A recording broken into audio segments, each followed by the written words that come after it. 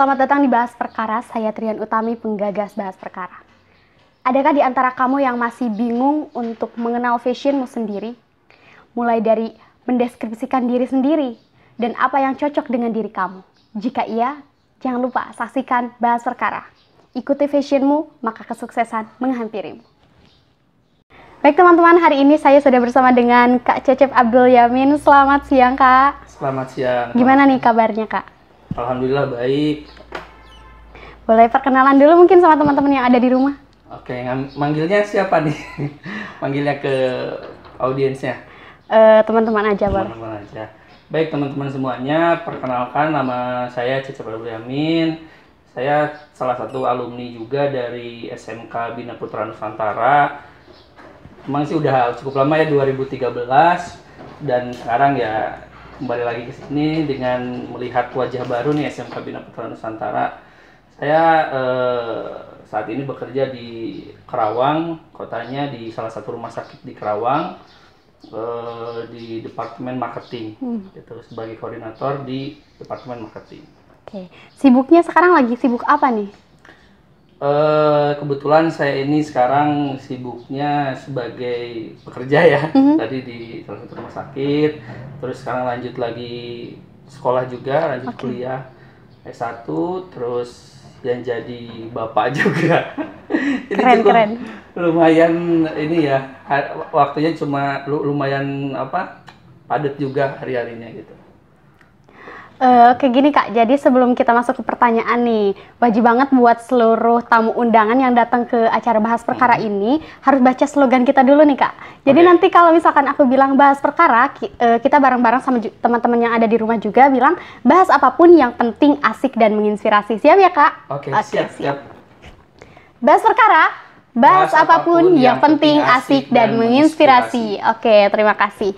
Sebelumnya makasih banget nih Kak udah bisa menyempatkan diri hadir dan tentunya berbagi ilmu sama kita dan juga teman-teman yang ada di rumah gitu. Sekarang kita mau bahas-bahas terkait fashion nih Kak. Kemampuan kita, bagaimana kita bisa mengetahui itu. Itu karena itu mungkin bisa berpengaruh juga dengan kesuksesan kita ketika kita tahu fashion kita tuh ada di mana gitu ya Kak. Oke.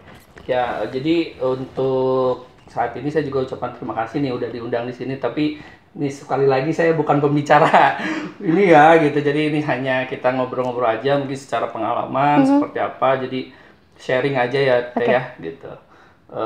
Jadi mengenai fashion ya. Jadi ini menurut saya sangat penting bagi anak muda, khususnya bagi teman-teman semua yang sekarang udah menginjak kelas 3 mungkin ya, kelas 12 ya. Iya. Jadi mau kemana sih gitu kan setelah lulus dari sini, terus mau buat apa sih setelah lulus dari sini gitu. Itu sangat penting sekali.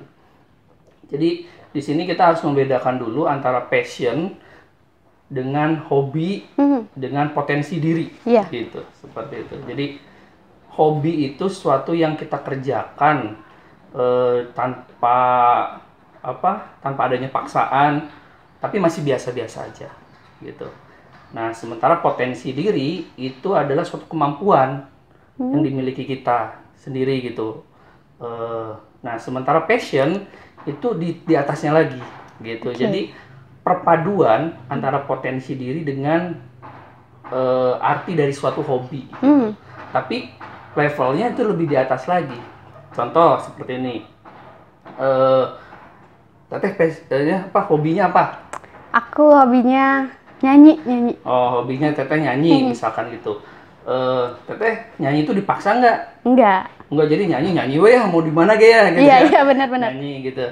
Tapi Teteh kalau misalkan nyanyi nih diundang ke suatu tempat nggak dibayar, mau nggak? Boleh aja sih, soalnya kan itu hobi juga ya. Hobi. Nah, berarti ini kalau menurut saya udah lebih dari hobi. Ini masuknya ke passion. Karena Teteh rela untuk tidak dibayar, rela berkorban. Mungkin kan kalau mau tampil itu harus memodal baju, persiapan, mental dan sebagainya. Itu Teteh lakuin tanpa adanya rasa ingin dibalas gitu. Nah, itu udah di atas tingkatnya itu. Nah, sekarang potensinya udah jelas nih, suaranya bagus. Nah itu kan potensinya suaranya bagus, hobinya menyanyi, itu tinggal dipadukan dengan baik, dimanage dengan baik, jadikan suatu passion yang arahnya ke hal yang positif. Oke. Kurang lebih seperti itu dulu. Gimana sih caranya untuk kita tuh tahu fashion kita tuh ada di mana gitu, kenal dengan fashion kita sendiri gitu? Oke, untuk kita bisa mengenal passion itu seperti yang tadi saya bicarakan, salah satunya itu kita lihat dulu apa yang kita lakukan tanpa adanya paksaan gitu kan, terus kita tuh sampai lupa bahwa kita tuh dibayar atau tidak, kita tuh dilihat orang atau tidak gitu. Itu dulu apa yang bisa ini, seperti yang Teteh tadi katakan, saya sukanya nyanyi gitu kan, hobinya nyanyi. Nah itu udah termasuk potensinya kan, suaranya bagus gitu kan, terus ini tinggal kita olah itu Teh gitu, seperti itu. Misalkan contoh saya sendiri ya, saya dari dulu waktu sekolah itu saya tahu potensi diri saya bahwa saya itu bisa berkomunikasi dengan ya lumayan baik. Oke. Terus saya suka dengan negosiasi, saya suka dengan analisa data gitu. Nah itu salah satu potensi-potensi diri saya gitu. Nah saya sudah mengenal diri saya sendiri. Itu salah satu cara untuk mengenali passion juga. Saya kenal dulu diri saya sendiri. Terus setelah itu apa? Saya tuangkan ke organisasi. Nah, saya masuk ke organisasi. Nah, di situ saya merasa bahwa wah, saya sampai lupa waktu nih berorganisasi, sampai pulang malam, menghabiskan waktu. Kadang tidak sedikit juga kita mengeluarkan materi gitu untuk organisasi. Nah, saya merasa di situ wah, ini udah masuk nih manajerial gitu kan, manajemen kan organisasi manajemen ya. Manajemen masuk ke negosiasi. Nah, apa nih yang ini? Nah, ini saya harus manage ini dengan baik. Nah, saya keluar dari sekolah kan, waktu itu lulus, saya memutuskan untuk bekerja di bidang marketing karena saya melihat potensi diri saya. Nah, setelah saya melihat potensi saya di situ, saya melihat bagaimana cara untuk mengembangkan. Nah, jadi jangan sampai puas aja Teh. Misal Teteh kayak tadi bisa nyanyi, jangan puas dengan potensi Teteh segini aja, harus dimanage dengan baik gitu. Apakah itu Teteh masuk ke les menyanyi atau ikut ajang pencarian bakat seperti apa. Nah itu sangat apabila passion ataupun potensi diri itu di manage dengan baik akan menghasilkan hal yang lebih daripada itu menentukan kesuksesan kita. Oke, jadi jadi benar-benar harus kenal dulu diri kita. Betul, gitu ya. Itu yang pertama, kenali diri kita dulu. Seperti itu. Terus setelah kenal, di manage dengan baik. Itu sih poinnya. Kalau hal yang kita sukai itu Kak, masuk nggak sih untuk kategori fashion gitu? Ya, tadi saya pernah bilang ya, kalau misalkan di atas itu, kan saya gini ya, saya suka makan misalkan ya, saya suka makan nih, terus itu passion bukan sih gitu kan? Ya tergantung. Kalau misalkan gini, saya makannya tuh sampai saya makan di sini, saya suka nih makan makanan ini, terus saya pindah lagi makan ini saya suka, makan ini saya suka gitu kan. Nah itu apakah sudah termasuk passion? Menurut saya belum. Kalau misalkan kita belum berani berkorban untuk sampai ke menghasilkan suatu karya gitu. Jadi passion itu outcome-nya itu apa? Karya gitu. Kalau misalkan kita sudah menghasilkan karya dari yang apa yang kita senangi, nah itu baru termasuk menurut saya sih passion. Gitu. Itu terlepas dari apapun definisi-definisi lainnya ya, itu saya ambil dari apa yang saya alami. Gitu aja sih. Oke, kita next ke pertanyaan yang selanjutnya ya, boleh dong cerita awal di mana kakak itu mengenal diri kakak gitu, terus mengenal juga potensi kakak tuh ada di mana gitu loh. Oke, jadi dulu waktu sekolah mulai saya SD ya sampai SMA itu saya suka sekali dengan mata pelajaran matematika. Mungkin bagi beberapa orang ya atau siswa atau teman-teman yang lainnya lihat matematika tuh horor gitu. Iya, kan. benar. Wah, gimana gitu matematika. Tapi saya jujur saya suka sekali dengan matematika dari dulu. Karena saya rasa matematika itu bisa melatih logika kita gitu dalam memecahkan masalah. Karena memang orang bilang ngapain sih belajar matematika, toh kamu kalau misalkan beli batagor nggak ditanya Pitagoras misalkan gitu kan. Iya. Gitu.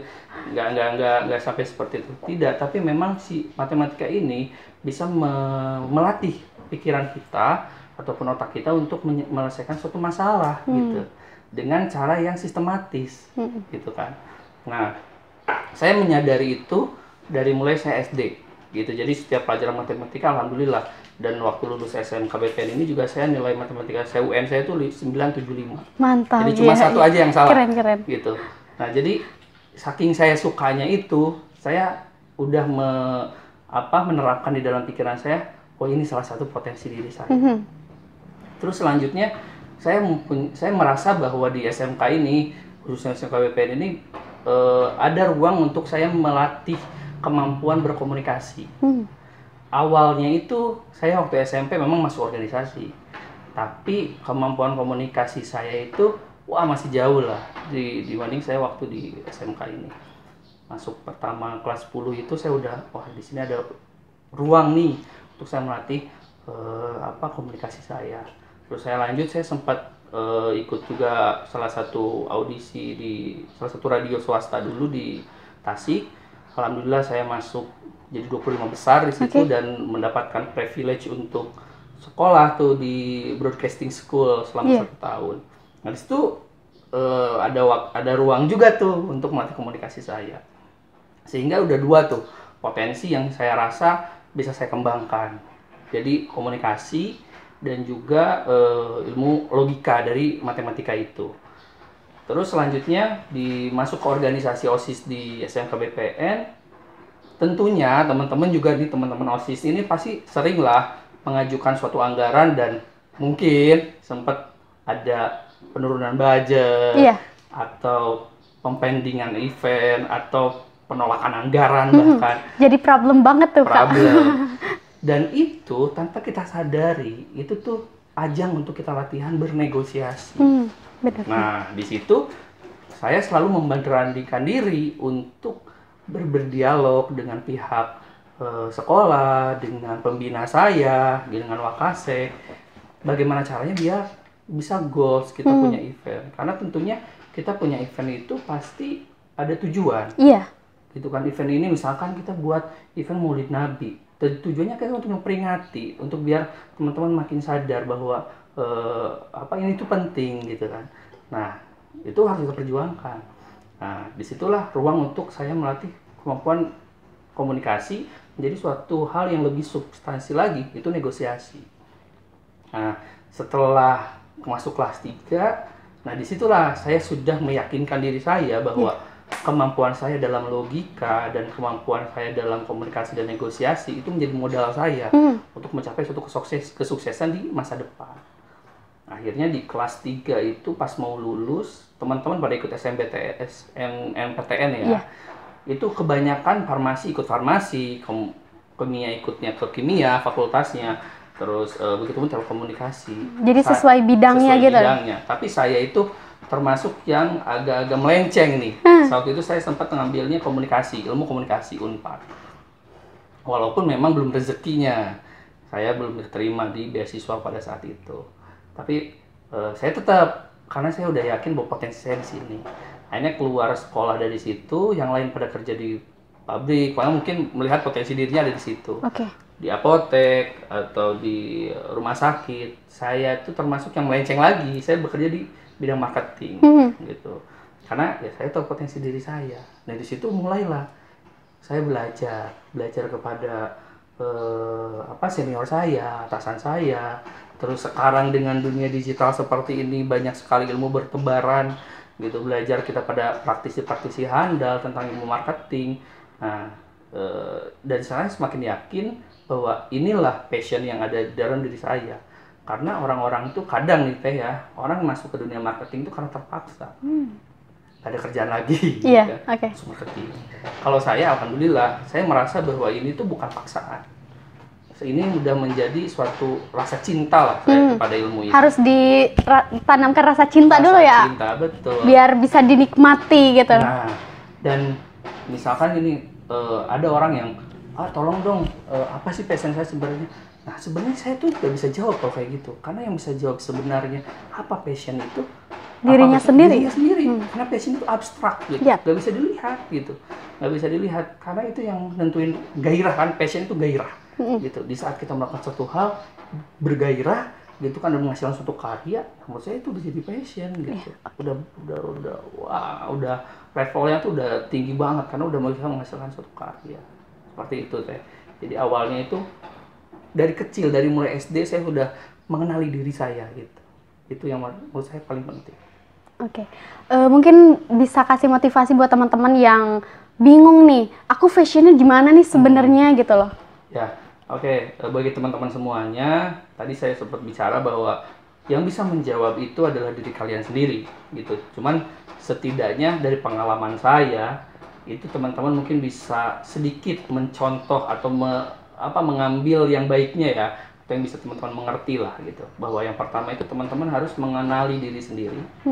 Yang kedua, setelah mengenali diri sendiri, olahlah potensi yang ada dalam diri kita, aplikasikan dalam bentuk suatu karya. Oke. Jadi hanya kita tinggal ambil 3 poin aja gitu ya. Mengenali diri, kemudian mengembangkan dan mengaplikasikan gitu. Dalam suatu karya harus positif gitu. Hasilnya harus ada, outputnya itu harus ada. Seperti itu. Itulah kurang lebihnya teh. Oke, jadi karena potensi itu sebenarnya harus digali juga ya. Betul, teh. Potensi itu harus digali, potensi itu harus benar-benar kita manfaatkan, karena dalam ilmu manajemen nih ada yang namanya analisa SWOT. Strength, weakness, opportunity, dan threat.